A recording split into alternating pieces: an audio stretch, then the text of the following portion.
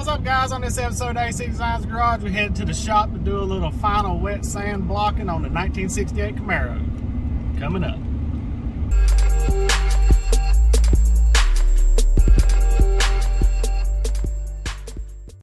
Alright guys, back on the 68 Camaro for the final block wet sand. We're going to do it in 600. I'm going to show you how I block and what we use on this final coat. This thing should turn out pretty slick. We got the other side already pretty close and it's looking good, all the gaps and everything. So let me show you what we're going to be using today. We use this Merca dry guide coat. Works really good wet dry sand. It shows up super fine lines in this paint. So I'm going to show you how I apply that, and I'm going to show you the block. I'll go ahead and show you the block I use. Like I said, this is 600 wet. I just have two regular old paint stir sticks taped together, and they work great, cheap.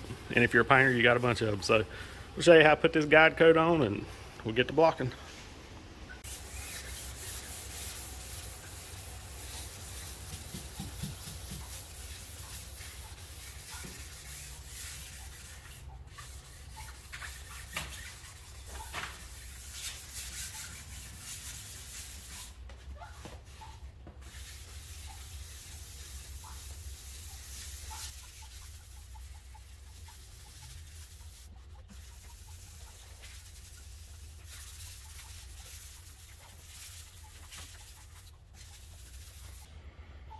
Alright, you can see how much, even where this tape line was, this is just some of the tape residue, how it picks up on everything. So this stuff will get down in all the nooks and crannies, and you can see scratches in here.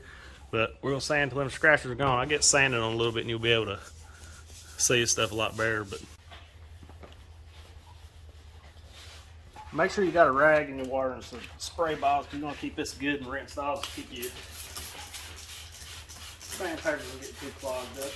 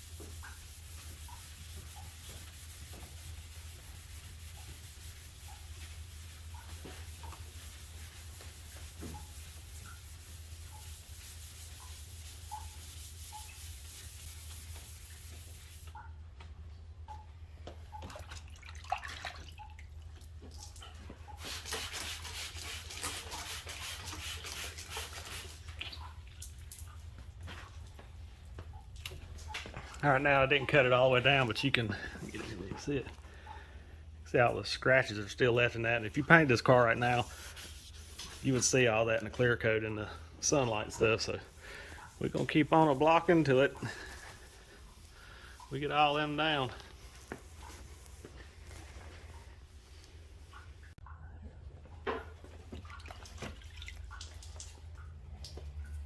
A lot of times the easy way to clean your sandpaper, I'll just take your rag. Don't do it with your fingers, because they'll get really raw and you'll be bleeding all over the car for long. Don't ask me how I know.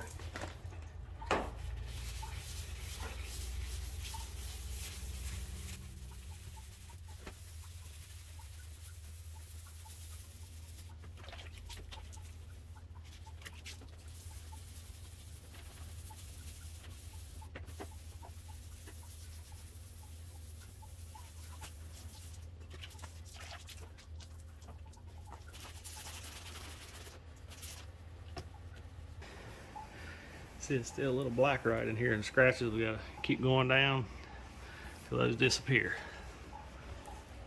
We already taped these body lines up to, we'd done 320 before we started. It was 320 when I started in the 600, but we already taped all these and shot a laser on them, got them good and straight. So we're just gonna block down to the edge and then block back up.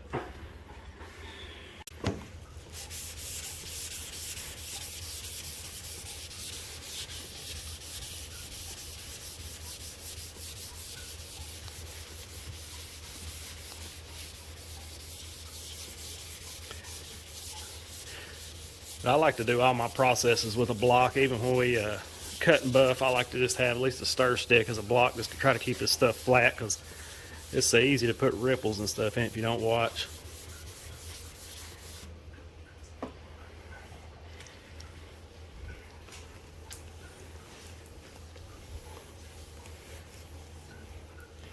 A little water on this for you. It's looking pretty good down through there.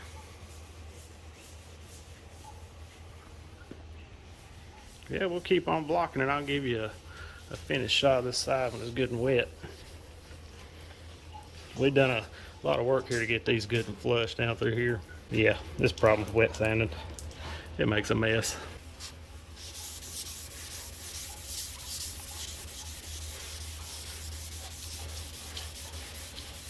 When you come down these lines, so you don't roll your line over, because it'd be easy rolled over, make sure you cock it like this and put your pressure back here, and it'll keep it above and it just won't roll the line, because after you spend all that time to get those lines good and crispy, you don't want to roll it over line.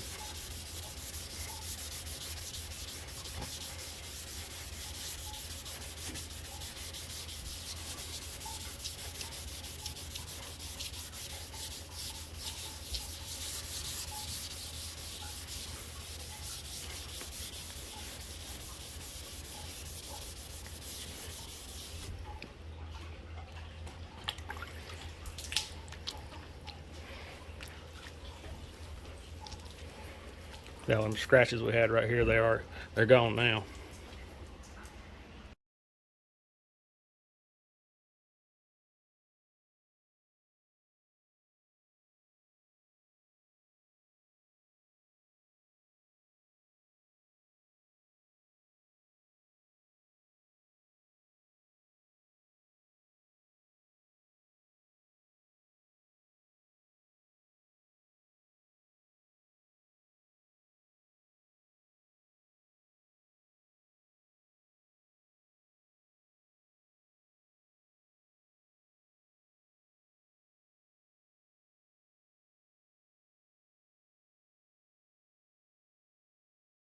Well, we got a line all straightened out on this thing, looking good and straight. I'm gonna jump on the quarter pounder here. I'll do a little more filming on here and show y'all. But like I said, if you guys use those stir sticks, man, they work really good. Now, in these areas here, you really need to use a soft block, and I'll show you that here before we get done. But I always block these at an angle. I like to cross hatch everything. But like in these tight areas here, you really need to use a little softer block if you can. But on the sides, we can use the stir stick with something a little more rigid. Now in these, just remember, anytime you're blocking that, you basically want to make shape. So I'll probably use something round to roll these radius. So just match your block to your shape basically, and that'll be an easy way. See, right up in here, it's got this tight radius. We're gonna have to come in here and get it something round just to block it off. But man, she's blocking out good. Let's get us over here. And Buddy done finished blocking all this out.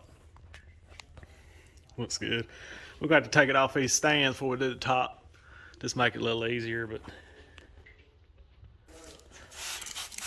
you can wet them down real good and let it sit there and float down, and you can see after the water drops down, you can see the reflection quality and stuff in it.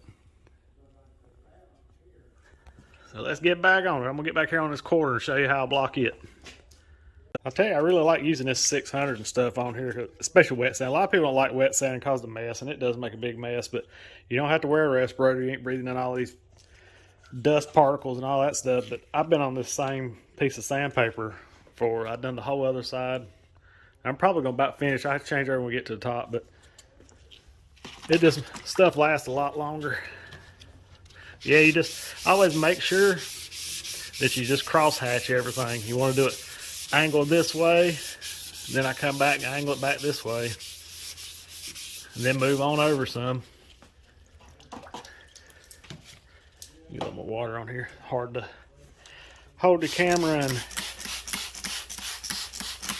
do this, but yeah, it's basically once you learn this blocking technique, especially this dry guide coat, I fell in love with this stuff. We used to use a flat black paint and stuff and just mist it on for guide coat, but it would clog your sandpaper up and stuff. But this right here works pretty good. Get on, I'll try to get get this thing done and let y'all watch see. But if y'all got any questions about how to do any of this blocking, leave me some comments down there, and I'll answer what I can. Help y'all I can.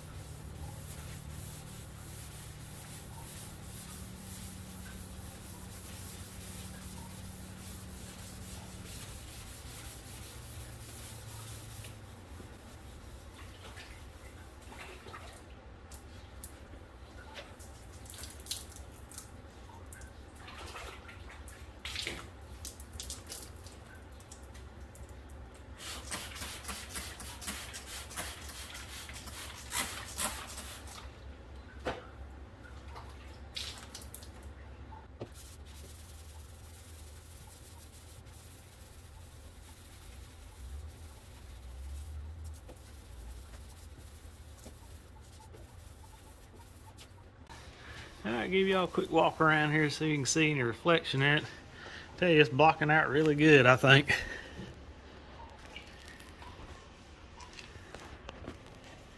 I'll set the camera up here real quick and let y'all see how I get these little tight radiuses, and we'll wrap this video up. But I tell you, the car's looking good.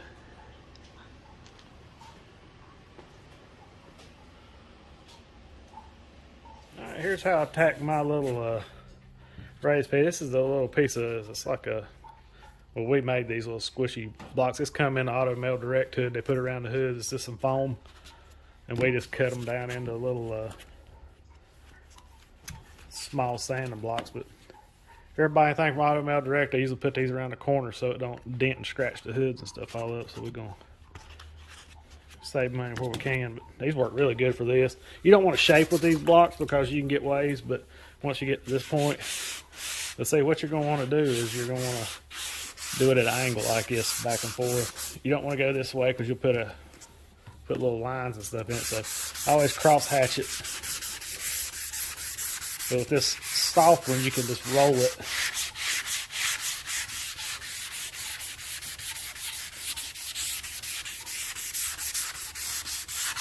Just let it just ride up the way it wants to, and we'll check her here in a minute. And then I just come up to the edges. I don't let it roll over, just come up to the edge. Just let it go off like that. Keep your lines good and crisp.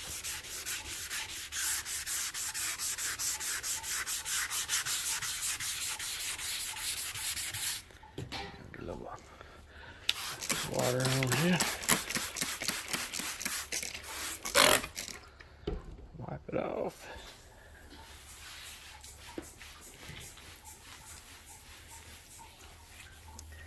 Get down here and check her and see how she's looking.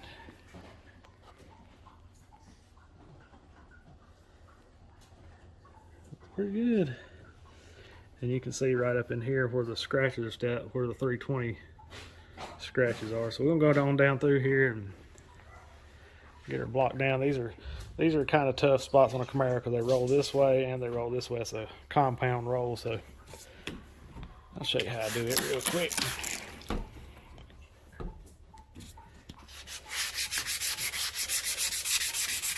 A lot of times on these, you gotta be careful doing it. I like to turn it up on the edge just a little bit. And what I'm doing, don't know if you can see it. I got my knuckles resting on the car over here so it keeps about the same angle. You don't want to roll it up too much, but with these you'll cut the edges off if you do it that way. So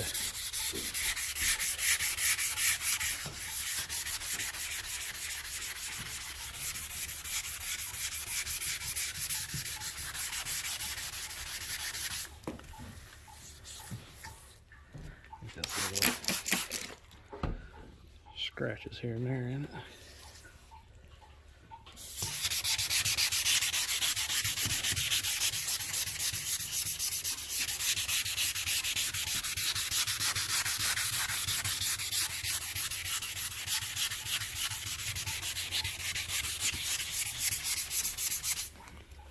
On this one, I get down here, I like to just take and just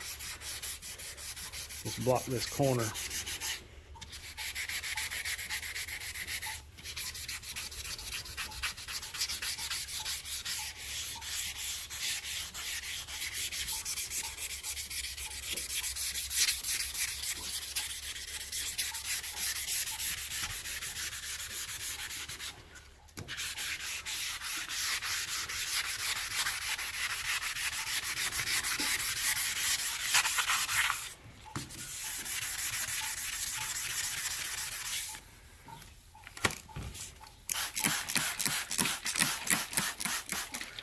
Yeah, I can't say enough for this dry guide coat. This stuff really works good. Like I said, I'll link it in the description. My Amazon affiliate account. Like I said, it don't cost you guys anything. Just puts it in a place you can get it and easy to get to and find. And I make just a little bit off of it if y'all end up buying something. So check it out in the description below. But I think you'll love this stuff. This dry guide coat's pretty awesome. All right, I'm gonna get this camera put down and finish this up, and I'll show you the finished product.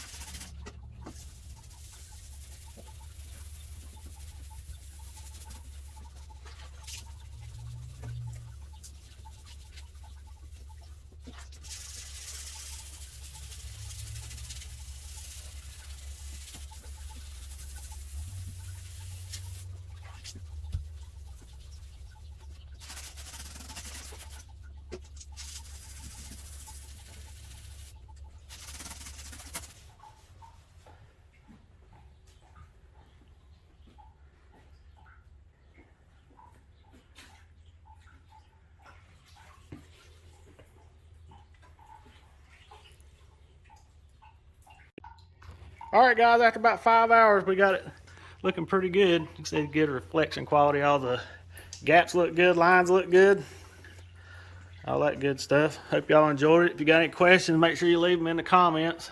I'll try to help you if you can. Do a quick walk around the other side so you can see we almost finished. About 5 hours, we almost got it done. Still got the roof to do. We're going to set it down on the floor. And this thing should be ready to paint next week or so, I'm hoping. I'm going to try to do a filming on that with my GoPro in the booth, so make sure y'all tune into that. Alright guys, hope y'all enjoyed that video. Make sure you click subscribe, share, all that good stuff. God bless. We gone.